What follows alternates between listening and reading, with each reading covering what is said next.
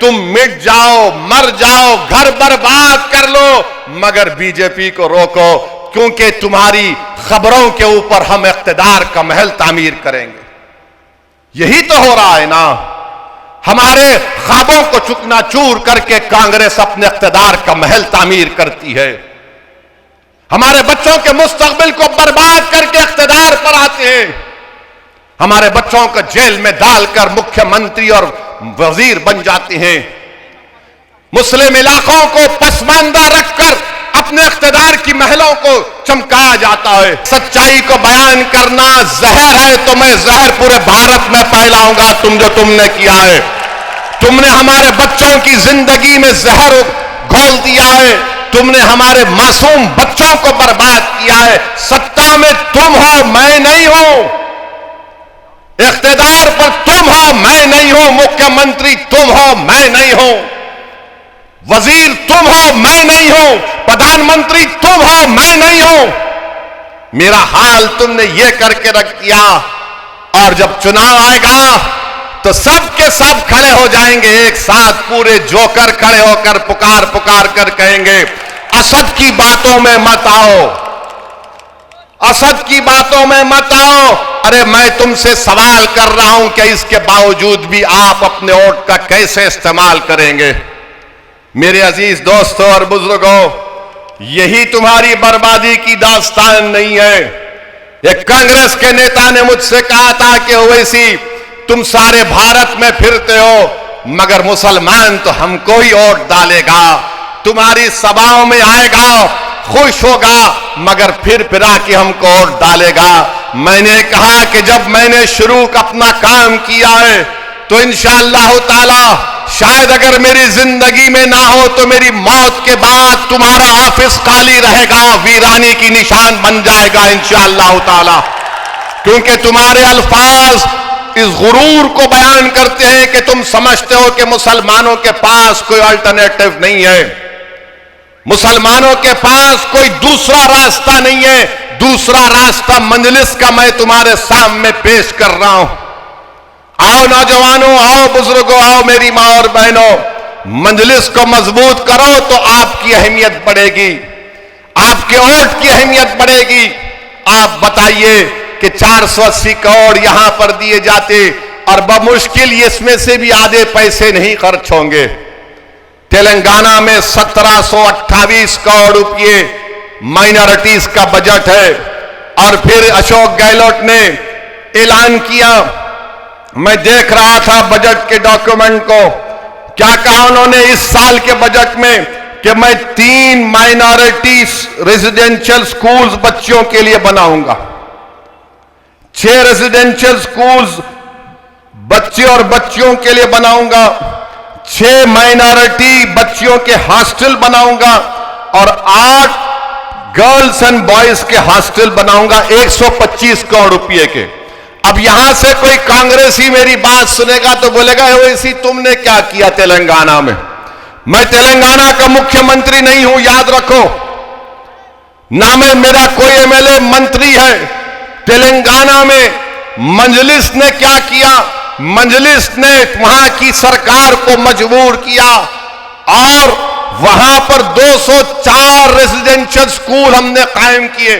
Government के 204 residential school में 60,000 मुस्लिम बच्चे और बच्चियां 6ठी जमात से 12वीं जमात तक फ्री में पढ़ती है। खाना सरकार का, कपड़ा सरकार का, बच्चियों का अलहदा स्कूल, उसी में अलहदा हॉस्टल, बच्चों का अलहदा स्कूल और अलहदा हॉस्टल। इसको बोलते हैं सियासी ताकत, इसको बोलते हैं इत्तेहाद। आप भी कर सकते हैं।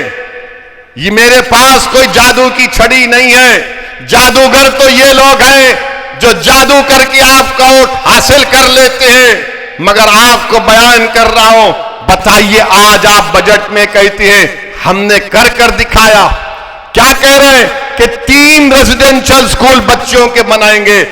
तेलंगाना में 204 है, मजलिस के सिर्फ 7 एमएलए हैं। अगर यहां पर तुम्हारे मजलिस के 7 एमएलए जीत जाएंगे तो मैं वादा कर रहा हूं इंशाअल्लाह ताला 5 साल में कम से कम 20,000 मुसलमान बच्चे और बच्चियां गवर्नमेंट के स्कूलों में पढ़ेंगे, तालीम याफ्ता बनेंगे और देश को, राजस्थान को मजबूत करेंगे। मगर यहां पर मुख्यमंत्री कांग्रेस के बड़ा बड़ा ऐलान कर रहे हैं कि मैं ऐसा किया। अच्छा, इनसे ये पूछना चाहते हैं हम, पिछले साल आपने ऐलान किया था, पिछले साल के बजट में सचिन पायलट यहां के आपके एमएलए हैं और गहलोत साहब मुख्यमंत्री हैं, आपने कहा था कि 7 रेजिडेंशियल स्कूल बनाए जाएंगे चूरू, सवाई में, सवाई माधोपुर में, नागौर में, अलवर में, जैसलमेर में 180 करोड़ की लागत से। अरे वो जमीन दिखा दो मुझे जहां पर काम शुरू होने वाला है, वो जमीन दिखा दो मुझे जहां पर काम तुम शुरू करने वाले थे। कितना झूठ बोलोगे मुसलमानों को, कितना झूठ बोलोगे मुसलमानों को। और फिर क्या ऐलान किया गया था?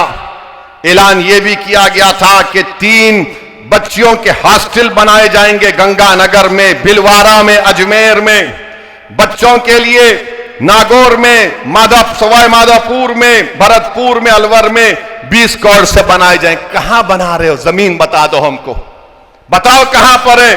मदरसों में 500 मदरसों में स्मार्ट क्लासरूम बनाया जाएगा। कहां बनाया आपने? मेरे अजीज दोस्तों और बुजुर्गों, इसीलिए हम आपसे कह रहे हैं कि मजलिस को मजबूत करिए। मजलिस इत्तेहादुल मुस्लिमीन आपकी जमात है। अगर आप मजलिस को मजबूत नहीं करेंगे तो याद रखिए आपका इसी तरह एक्सप्लॉयटेशन होगा, इसी तरह आपका इस्तेसाल किया जाएगा। इस इस्तेसाल से बचिए।